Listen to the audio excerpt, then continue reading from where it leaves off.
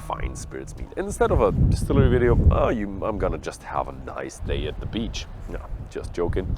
It is a nice day at the beach. It's a bit chilly and it did a bit of raining here, so yeah, it's not like we're gonna do some bathing today, but here at the Machir Bay, it's really scenic. It's a beautiful white sand beach. It may be looking even a bit better if you don't have a rainy day. And the thing is, swimming here is not really recommended. First of all, it's the Atlantic Ocean. It's never gonna get really warm there at the coast of Islay.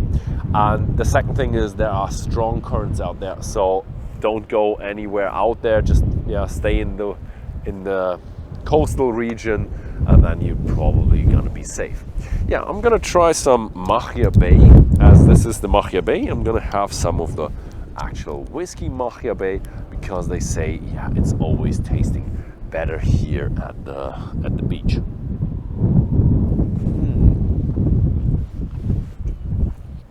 Oh, it is indeed nice here. Yeah, but let me cut short here. It's not about the beach why I'm here. I'm here about the distillery that is just over the hill, and that is the Kilchoman Distillery. They make some great whiskey there, so let's get into the distillery and have a look at it. The distillery is really a farm distillery.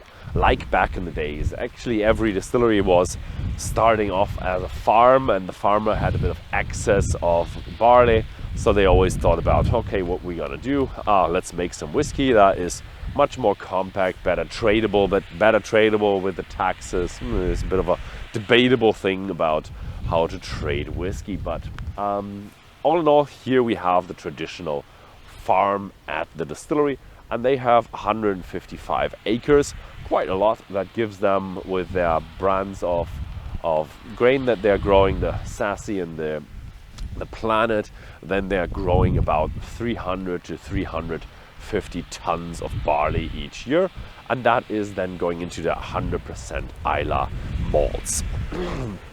Yeah, at the back you can see the tractor is actually sowing the barley, so this is being sown that they can harvest in autumn, and then they have enough grain for the next season to distill their whiskey. Yeah, so but the farm doesn't end up with just barley grain.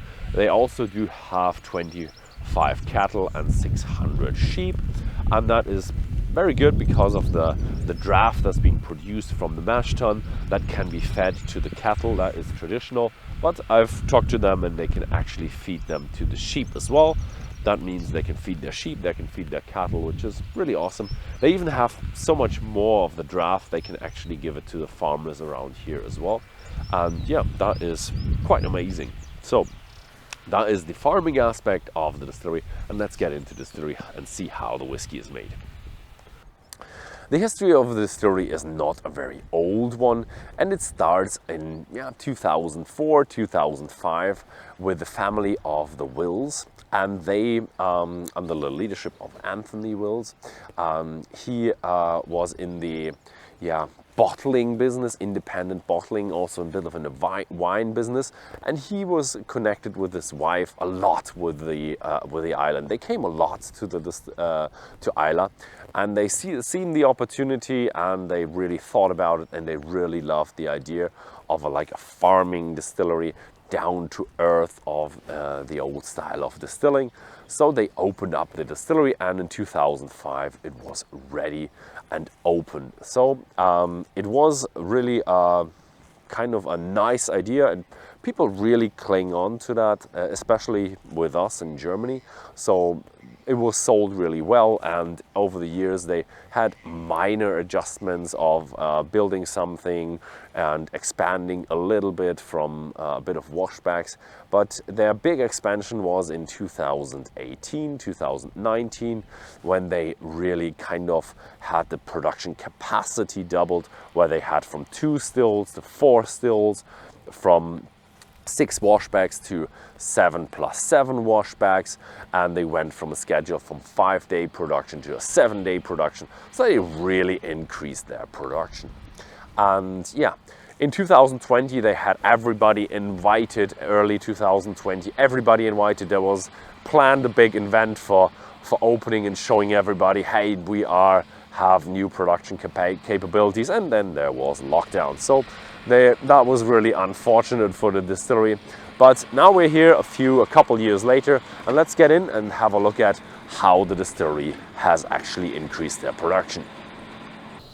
Behind me are the malting floors of the Kilchoman Distillery.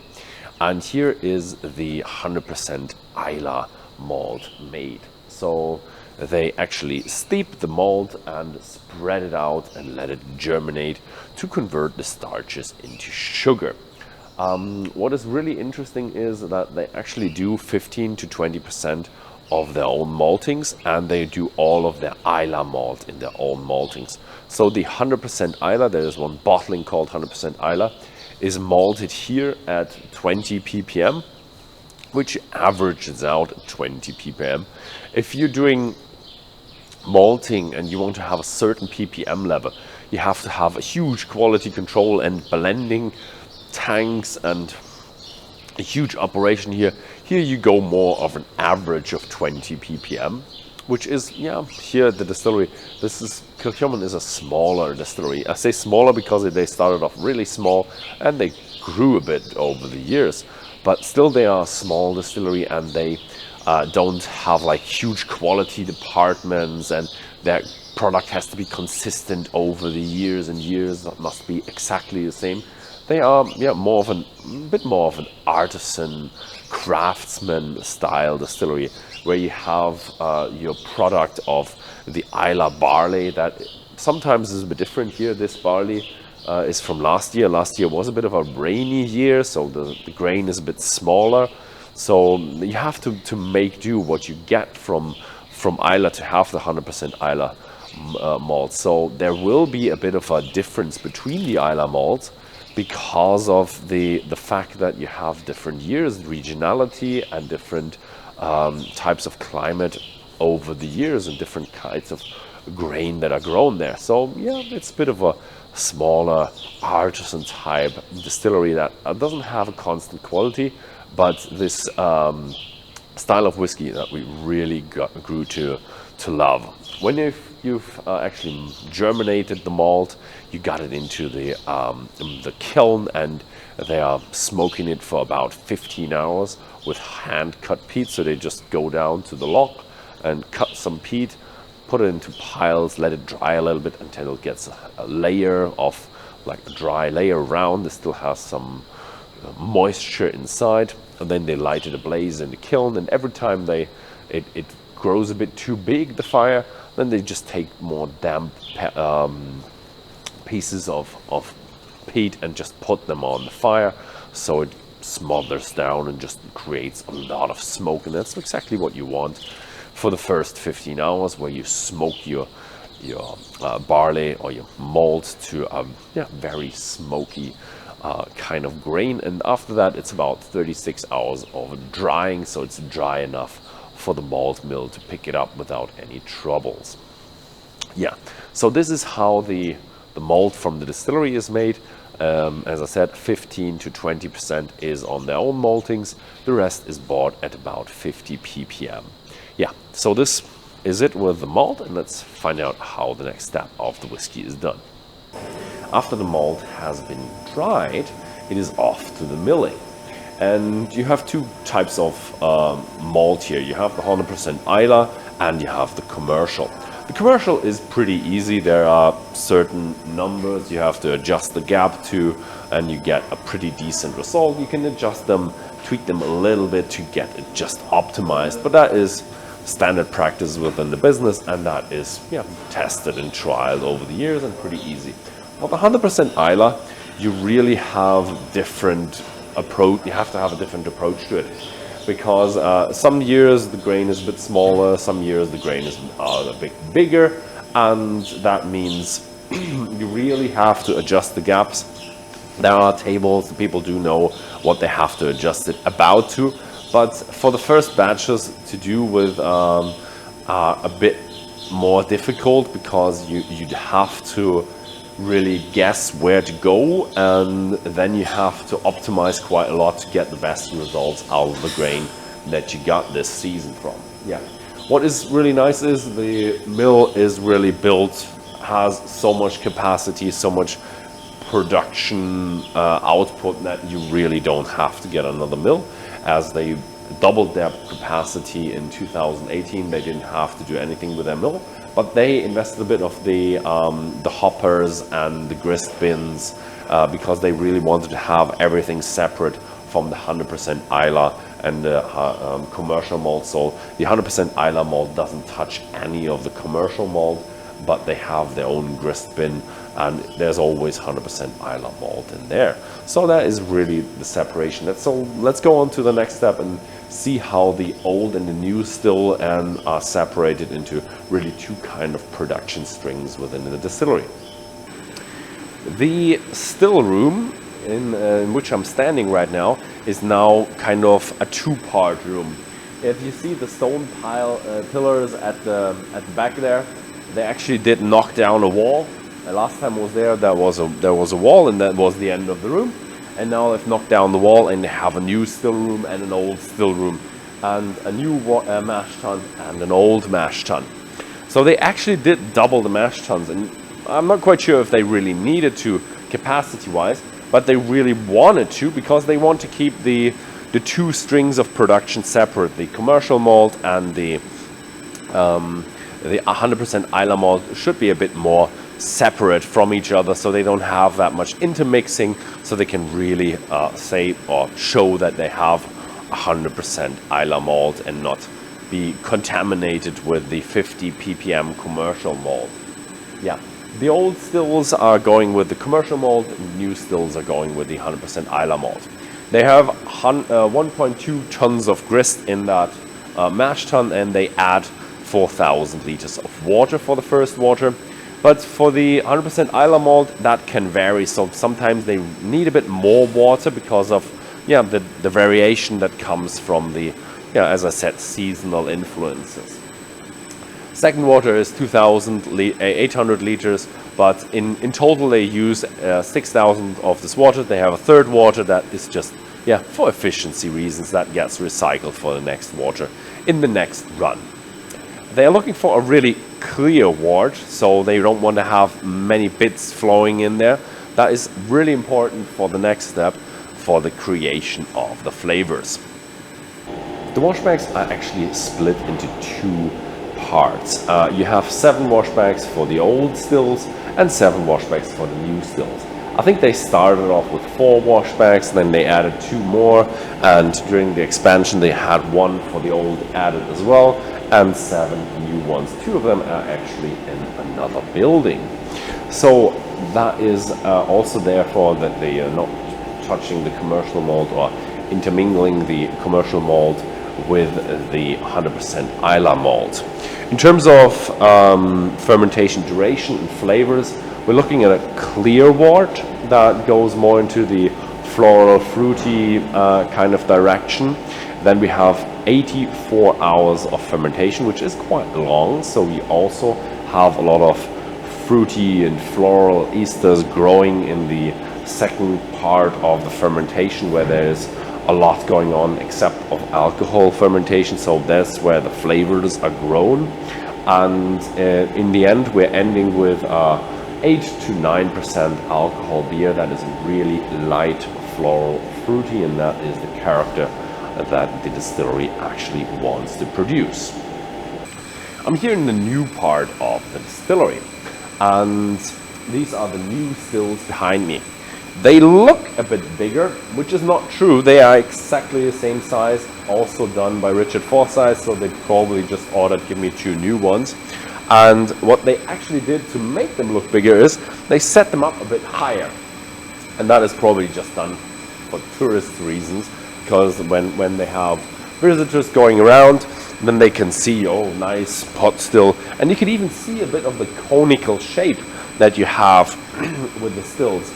Because in the wash still, you distill from the 3,000 liters from the washback, which is half a washback, and you distill so long until you see in your spirit state that you're no longer distilling alcohol, but actually distilling just water.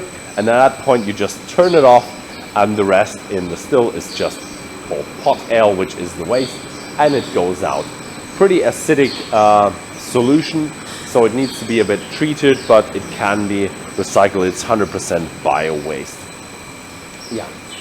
Next up, we're going into the spirit still. That is a bit smaller there, and here you really have to look at the flavors. So you take cuts, you don't take everything from the spirit run. So the cuts here are a bit higher, because if you take them a bit higher, they're more lighter. So you start off with the highest ABV, that is your 4 shots, they're going away. And then it really depends when do you really say, okay, that is now the hearts that needs to go into my whiskey. Here at the distillery, they actually take it a bit higher. Also the lower point, when you say, okay, that's too spicy, that's too oily, that's too hefty for me, they take that point a bit higher as well. So they end up really with a bit of a lighter whiskey. In terms of shape of the still, you do have a reflux bowl, pretty long neck, so there's a good of separation of alcohol there. Also goes into the finer, floral, fruitier side of the whiskey. I have here 100% Islay in my glass. It's not directly from the still, it's actually from the barreling side, so it has 63.5% ABV. It probably comes off at 68, 70 round-ish, so they dilute it down before they barrel it to 63.5%, and that's what I have in my glass. 20 ppm, 100% Islay malt, and that is fruity, floral, and yeah, a little bit of smoky. Less smoky than I remember from my Kilchoman, but I probably had all the commercial malt.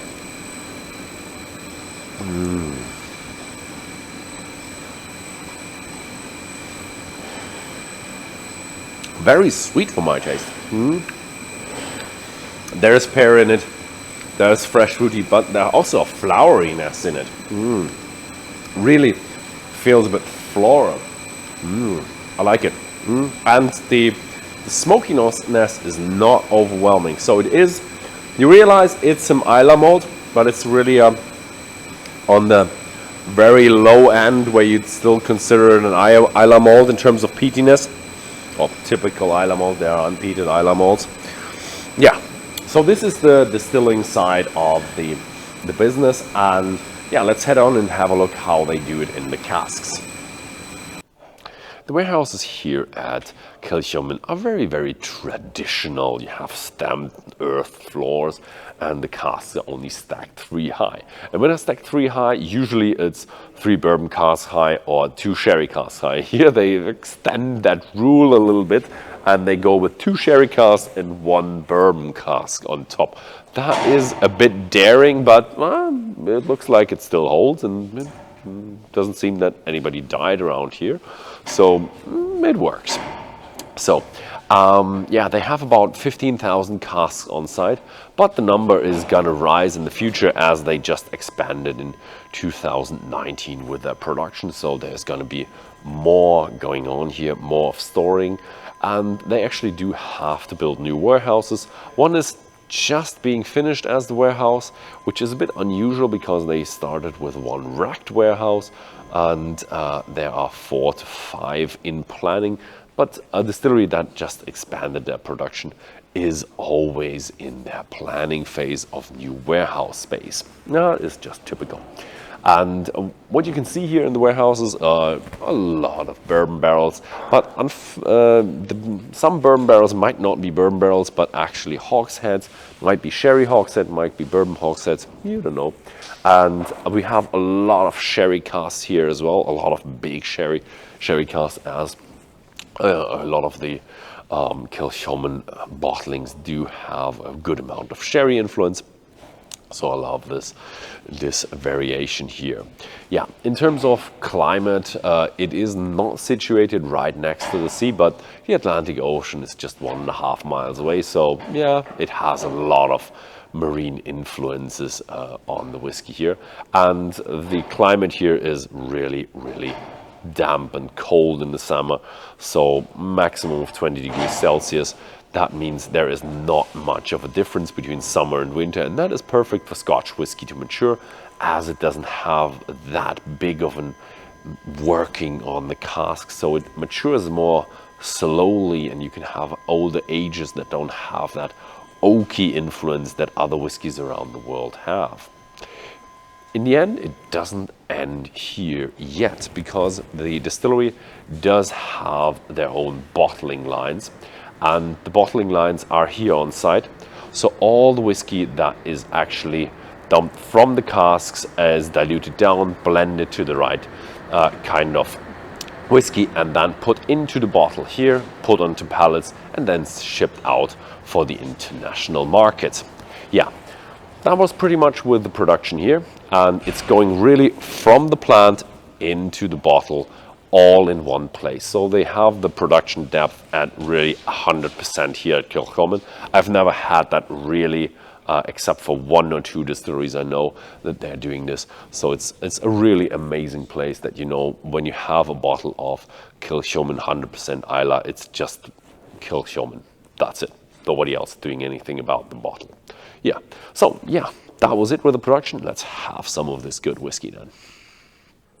So this was it with the production, and now we're having a little interview and a bit of a tasting with Anthony Wills. You have 27 years of experience within the whiskey industry, and you're the founder and the managing director here. Thank you very much for having us here. It's a pleasure. It's a pleasure. I love the whole farm and your whole company. I really love that. We actually also are a family business. I'm actually 2nd generation.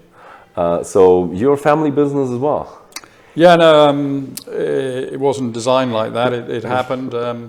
My sons were at university and school when we founded the distillery in 2005, and they were obviously involved in the holidays and any spare time they had. So when it came to choosing a career, you know, we were looking for sales and marketing people to travel the world, and they were able and I think passionate enough to want to get involved. And they've been involved for a number of years now.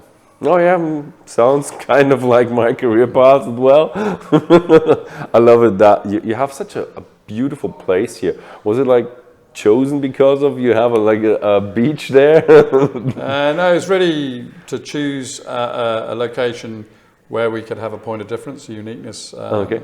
There are over 100 distilleries in Scotland all doing the same thing, and we wanted to stand out from the crowd, and so locating it on a farm and growing some of the barley and doing the whole production process on site was something that did stand out and was different from what everybody else was doing. Yeah. So talking about 100%, what are we having today?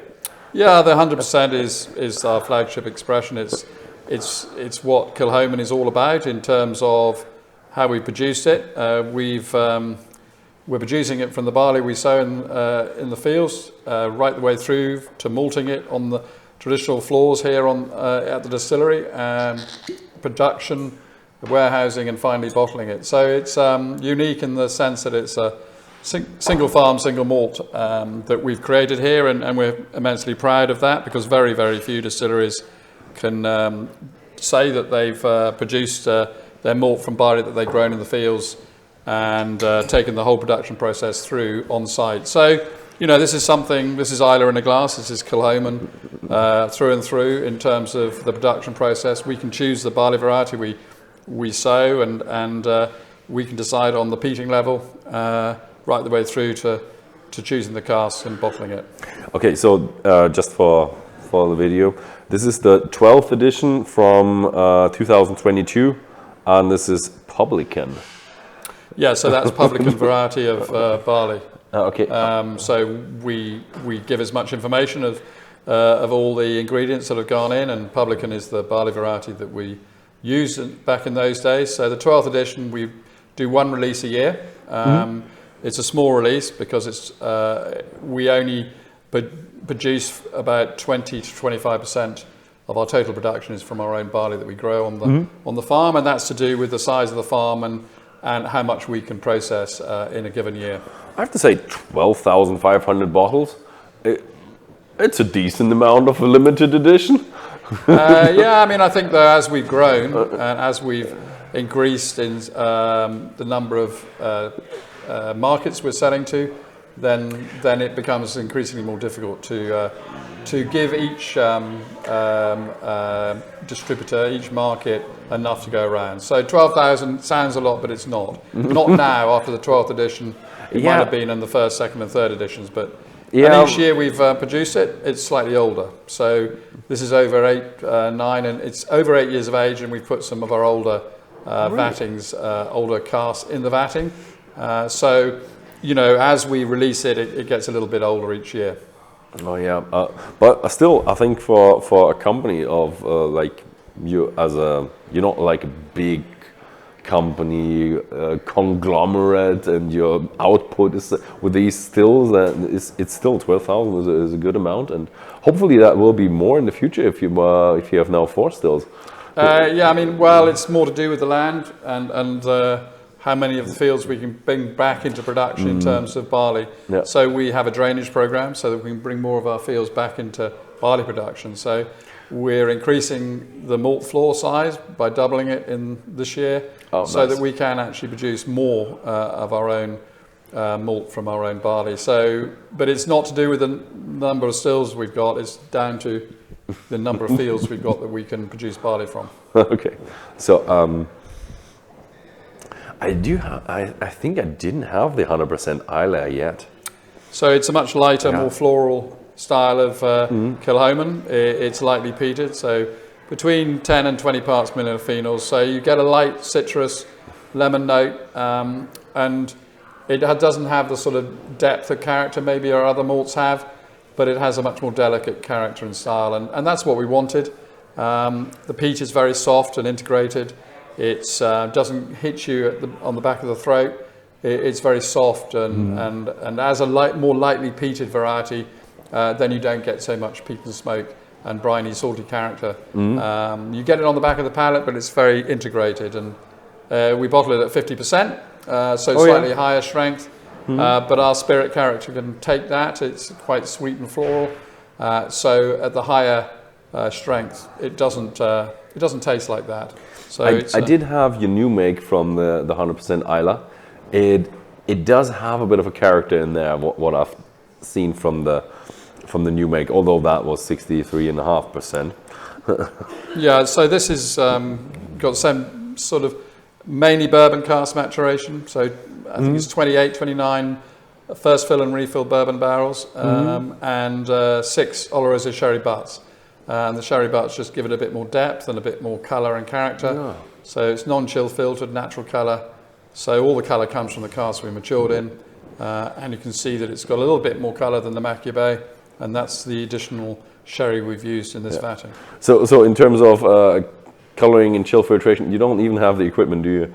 Well, we wouldn't use it. You wouldn't use it, no. I mean, we wouldn't use it because you're so adding, they're all non-coloured, non-coloured, and certainly no chill filtration. And that's important to us because then we're bottling with just coarse filtration, no added or anything stripped out, which chill filtration and colouring does. Yeah. So, cheers. Cheers.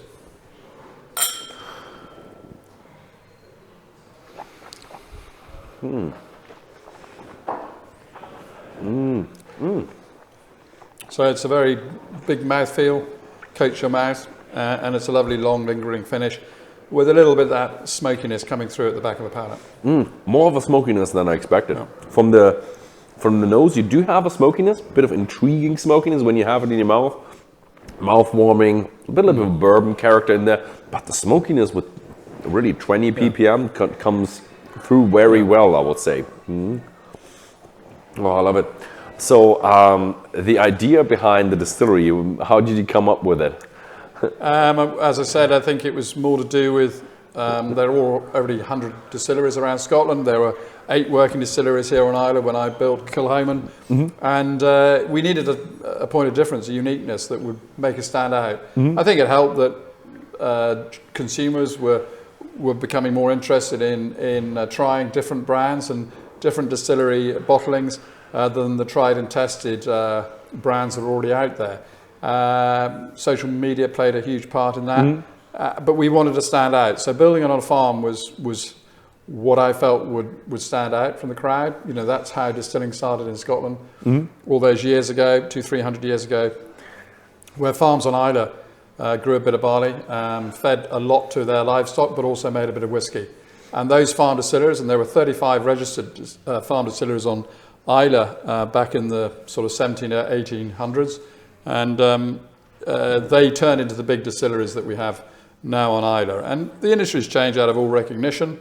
Whiskey has grown throughout the world in terms of popularity, and blends have really pushed that forward. And now, in the last 10 or 15 years, single malt has come back strongly in terms of the category, and premiumization is something that everyone's looking towards, and spending a little bit more money on the bottle they buy rather than just the cheapest they can find on the shelf. So single malt has really come back strongly, and we felt when we built Kilchoman, the timing was right, because suddenly consumers were very interested in other single malts, and fortunately Islay as a category, a region of single malt in Scotland, has seen the biggest growth of any region in Scotland. Yeah, I think the premiumization, took really place in over the last 2 decades. I think I was at the beginning, I was a bit, when I heard the concept, I was a bit afraid about, is that still going to match the price point? Is the customer going to pay that? And was a bit worried, but it turned out really, really well. Yeah, I mean, I think that age statement is something that will always be a debate about that, and I understand that. We've always gone non-aged because of the average age of our single malts is relatively young at the moment. So putting an age statement would be counterproductive. Who knows what might happen in the future? Yeah, definitely. I don't think you would have made it in the 80s though, because that was still with a lot of blends, and there was not that single malt push yet, but the time was perfect for Kilchoman to be open. I think if we opened it 5 years earlier, so in 2000, it wouldn't have had the success, because the consumer still wasn't ready to embrace the new brand. It wouldn't have been so successful. Timing-wise, we were the first of the new wave of distilleries in Scotland, and we were ahead of the game, because after us, it was 5 or 7 years before another new distillery started, and then we've had a whole new wave of distilleries open up in Scotland. I think it's about 50 now. I've lost count. Yeah, there's a new distillery every week. Okay, that is including all of the Americans that are popping up, but new distilleries are pretty popular right now. I think they're becoming less so now, because I think we're in danger of overdoing it. But look, I'm just happy that we got ahead of the game, because in a small way we've built a brand. And have got ahead of the next wave of new distilleries that are going to hit the shelves. Yeah, I think your branding is really nice, just because of, but the branding is really influenced by what of your production, I would say, because of how deep you get into it. But so what's the next one we're going to have? So in 2012 we decided we needed a core expression. In other words, a release that was regularly available, always on the shelf. And to promote Kilchoman in more volume line, in terms of something was always available, and therefore they could always buy a bottle. And that was what Machir Bay was released for in 2012. So that's now nearly 11 years ago. It's bottled at 46%.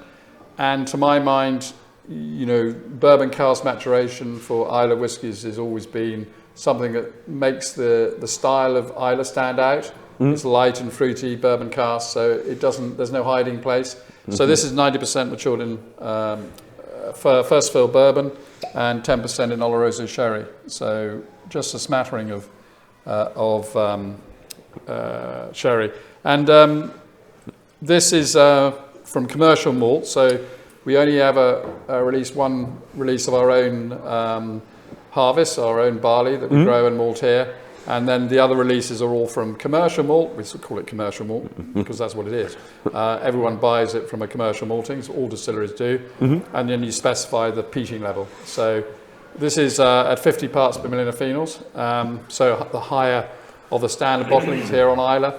Ardbeg also use 50 ppm, 45 to 55 ppm. Lafroy, Kalila, and Lagavulin, we're talking about sort of 40 ppm. And then you've got, and Bowmore's up at there, and then you've got Bunnahabhain and Burracladdy way down at sort of 5 to 10 parts. But everybody's now releasing all sorts of weird and wonderful things involving peat. And even on the mainland, they do releases of peated varieties. But our peat here is pretty unique and different, and it has this sort of salty, briny character because of our location. So this is much. That has much more punch, much more sort of smoky, briny, salty character. Definitely. Peaty, briny is that what I have on my nose right now. And, lemon and citrus notes are something that always, for me, come through on it. So floral and sweet. The sweetness is about our spirit character, which has this floral, clean, sweet character. And that translates into the whiskey after only 4, 5, and 6 years of age of aging in cask. So, it's got a character of its own. Yes, it's youthful and vibrant, and still, it's got plenty of time to age and mature into something that's going to be, better is not the word, but more subtle and rounded and more cask influence. So we've done. It's been very well received, and the intention is to increase the maturation profile once we have more stock available to release, and that's the issue that every distillery has. You can't look down the line 10 years and say, well, we need this amount of production for these sales. So sales have been very good, probably better than we imagined, and therefore stock is sort of always an issue until you have more available. So we've produced more each year when we started, and we're now up to close to 600, over 600,000 litres. Yeah, it's 600 now. So we started at 50. So it's a big jump in the last sort of 17, 18 years. Yeah, I've seen when I was back here in 2015, everything was in a different place except for the stills. But you've added a lot of washbacks in there, and now you've doubled the production capacities in there. So 600, that is nice. So, and that's all about the sales and the amount of whiskey that we're selling. We need to keep up with that. We want to carry on growing the brand, so we have to invest in making sure we can keep up. That's nice. You have a good bourbon character, but you have that smidge of sweetness in there, and that kick of smokiness that just. Yeah. Oh, that is a bit later then. But I love that. It doesn't have such a big kick as some single malts from Islay, and I think it's because of our sweet floral character of spirit, which allows the smoky peat to be integrated into the character of the whiskey rather than getting a big hit of peat. Yeah, it has a good amount of marine flavors, I would say. It's not like some others that are so, this is medicine. That medicine character is a little bit there, as you said, with briny and that kind of, but it's not overwhelming. No. How popular is the real Machir Bay, the place Machir Bay? Is that when in summer is 50 people there or 100 or? Never get 100, but for locals who live here, that's the sort of favourite place to visit and go for a walk, racing walk on most days. It's a mile and a half long beach, and very few people on it. Even if you have 50 people on it, you pretty much feel you're on your own. And look, it's only half a mile from the distillery, so when we came to name our first single malt, Machir Bay was the obvious choice, and actually it was our previous manager, John McClellan, who sadly died a few years ago, who came up and said, well, it's obvious, we call it Machir Bay, We've got the most special place on Islay we're very close to it. So and it's stuck, and people enjoy that, and that's what we've done with our two core expressions. They're named after outlets or locations on this coast of the island. I always thought there are a lot of expressions of whiskey named after places on Islay, but if you go round an island, there are still more places to be named after something. There's always a little hill that is called a different name, and there's a loch here and a little burn there. Absolutely. So, and I think there's a church up in the runway in the just over here. Over there. There's ruins of a church. Sadly, it will now deteriorate quite fast because there's no roof on it. But that's the Kilchoman Church, and this is the parish of Kilchoman. The parish of Kilchoman. And Kil in Gaelic is church. So literal translation is Church of St. Homan, which was the saint who who visited here and obviously resided here at Kilchoman. So is that like still already Christian, or is that like pagan? No, Christian. Yeah. It's Christian. Yeah. Okay, Yes. it's not old, No. old, but Yeah. old, Yes. normal old. Yeah. Okay. So you said that you expanded quite a lot, and I've heard that there's one more warehouse going on. So how are your plans for the expansion or next expansion? Well, the next expansion is I mean, the warehousing is an ongoing process. We invest in a new warehouse every 2 years, probably every 18 months. We put a new warehouse up to house our maturing stock. So that's just ongoing. And then the big expansion for us is the next 2 sets of stills, which we hope to have in and ready to run at the beginning of 2025. Okay, and you mentioned 025. That is around the corner. Yeah. And you mentioned the malting floors. Yeah. So by the end of this year, we'll extend the malt floor to double the size of the floor. Oh, okay. And then that means that we can, if we stagger the maltings, we can double up what we actually produce of our own. Is that going to hold out with the kiln capacity? Or Yeah, because we just stagger the two floors so that we have one floor going up and another one going up in about 4 days after that. Ah, okay. So the floor is. Yeah, we just have to rotate them and keep an eye on that. But yeah, that's the idea. So we can grow more barley in our fields and have more of our 100% Islay to share with everyone around the world. Yeah, hopefully then in some point in time it will be 20,000 or something like that. Yeah. That's the idea. Yeah. That is really good. So next up is another, that sounds like a name from Islay. Yeah, Saneg is a little rocky outlet just up here on the northwest coast. So it's about a mile from Machir Bay, further north. And in 2014, we discuss a lot with our distributors and who know their markets, and the view was that we needed another core expression. So core expression meaning something that was available on the shelves on a continual basis, and this was about having something different. And then this is mainly Oloroso sherry hogsheads, so big hitting sherry style, and it was about having a lot of colour and depth and sherry influence at a relatively young age. And to do that, you need to use hogsheads, which are smaller than butts, and give that big hitting sherry influence at an earlier stage. And so this is 70% matured in Oloroso sherry hogsheads and 30% in bourbon. So completely different from Machir Bay. But what I'm very passionate and of the view that the cask you mature your whiskey in is that has the biggest influence on the character of the whiskey that people enjoy. So look, this is an apt demonstration. Same spirit off the stills and matured in different casks, and the colour and depth is extraordinary and different. And this is obviously, as it's sherry cask matured, it is a little bit more, I think, approachable for people maybe who are not so used to bourbon cask maturation at a relatively young age. So this just gives you that sweet, spicy sort of barbecue character, stewed fruits, and softness. And I think when you nose this, is completely and utterly different. But it's still 50 ppm though. Yeah, same malt character. Same malt character, 50 ppm. 50 ppm, just different casks used in the maturation process. These are the similar age, 4, 5 and 6 years of age, both of these whiskies, and just the sherry influence, the sherry cask influence, just gives it a big hit of colour and character at a relatively young age. And that was the idea. Saneg has been hugely popular, probably more popular than we imagined. We deliberately put the price point up by at least £10 or more a bottle.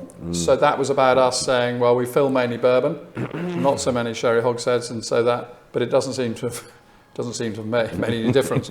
I think people love this. It's won various awards, as has Machir Bay.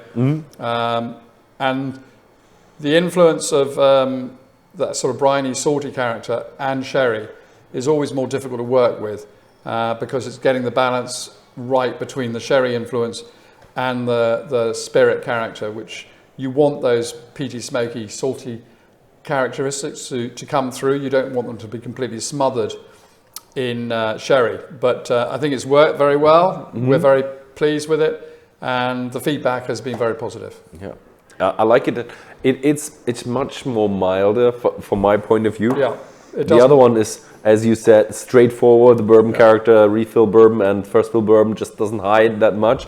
And yeah, it's always said 60-70% of the flavor in whiskey is maturation.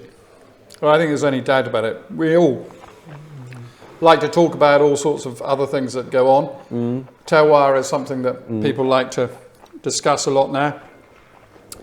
My view is it's very much more towards the barley variety used in the fields, and we've showcased that and trialed that, and there is a different character in the spirit with different barley varieties, and then different yeast varieties in the production process. Completely changes the character of the spirit, but we're not selling spirit, we're selling whiskey. And so from the spirit, off the spirit safe, we're putting it into cask for 5, 10, 15 years.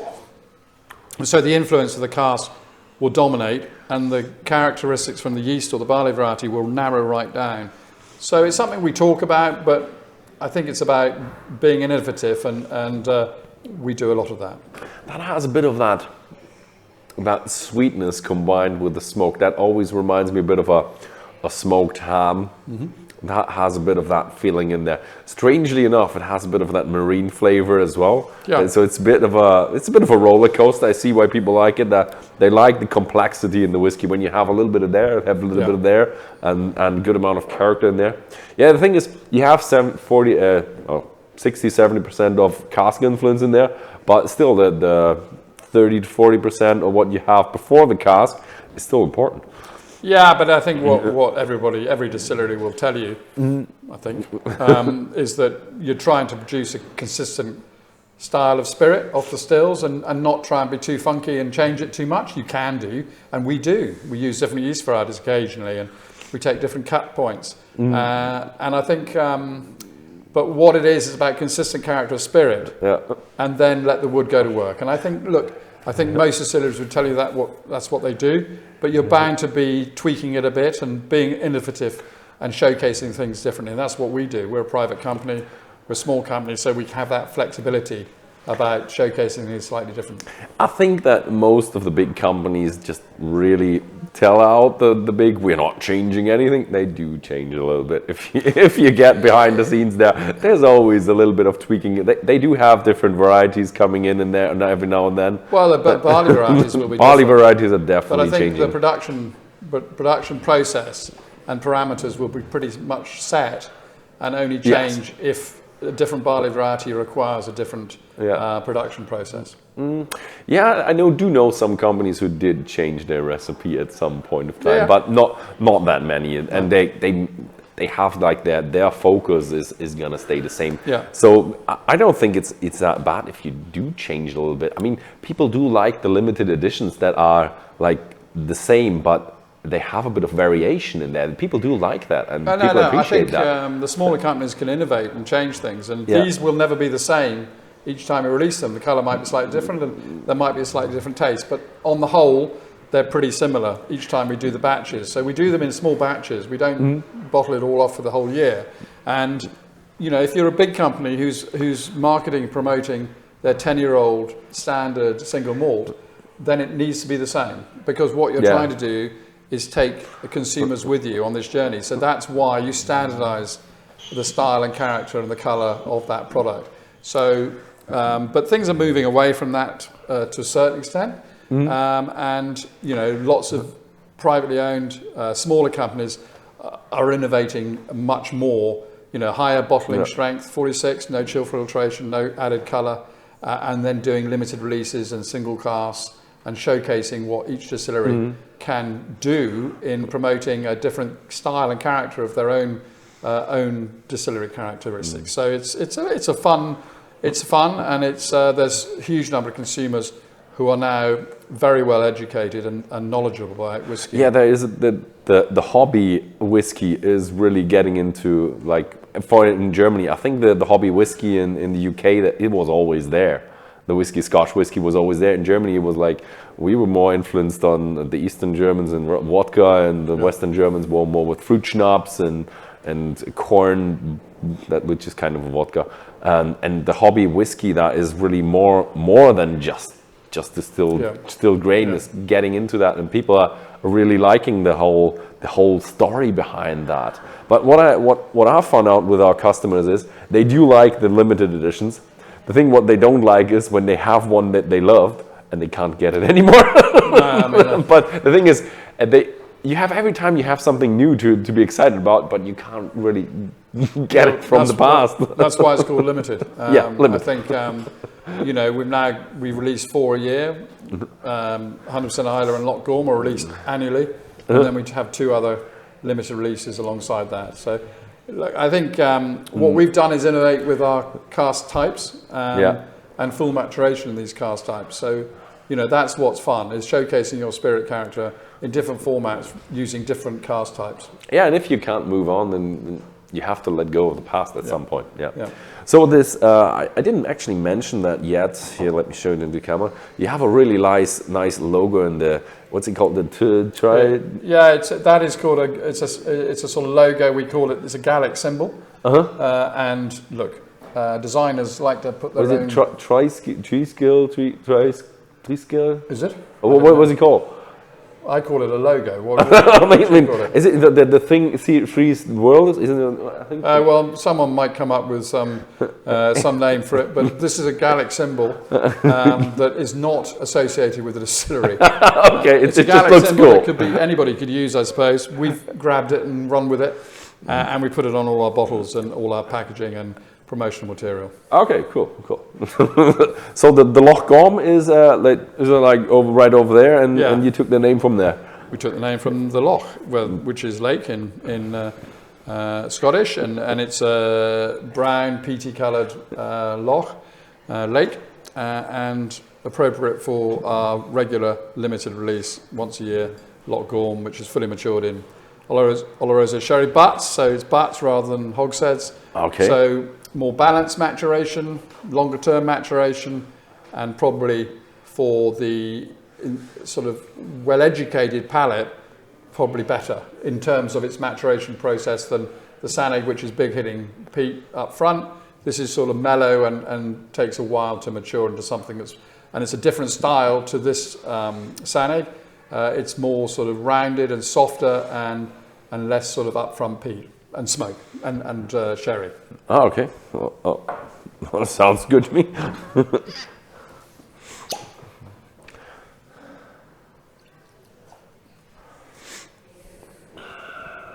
Also, 46%, 50 ppm, no coloring, no chill filtration, just standard. So 46% is the lowest of the strengths that we fill at. These two, Machir Bay and Sannig, and Loch Grom. Look, I mean, if we could fill at a higher strength, we would, but you need to share more of your whiskey, so reducing it slightly more. You feel slightly cheated, I think, some people do, because it can take that higher strength as the 100% Islay at 50% showcases. There's no spirit or sort of alcohol burn there. It's soft and fruity, and you don't need much water at this particular strength with our whiskies. Yeah, but I think you do have, don't you have like isn't it the Machir Bay you have as a cask strength as well? Just occasionally but it is there sometimes, yeah. Yeah, I mean, and we do lots of single casks at full strength, and that's something we major on, is single casks for our distributors around the world. And to my mind, that's the sort of premium right at the top end. Full strength is something that I love to see, because you then reduce it to your own individual taste. So. Oh yeah, I love that when you really get into a whiskey, when you have a cask strength, you can just have a glass of water with a pipette, and you just play around with it until you find your point. I mean, that's the expert way of doing it. So this is just more mellow. It doesn't have that big hitting sherry influence, I don't believe. It's more mellow and more rounded and softer, more age, obviously. I think this is over 9 years of age, I believe, and 18,000 bottles, so it's a reasonable number of bottles.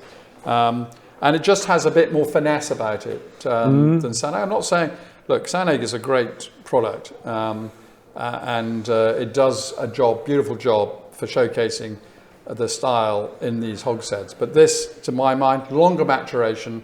You can take this out to 15 or 16 years of age, no problem at all.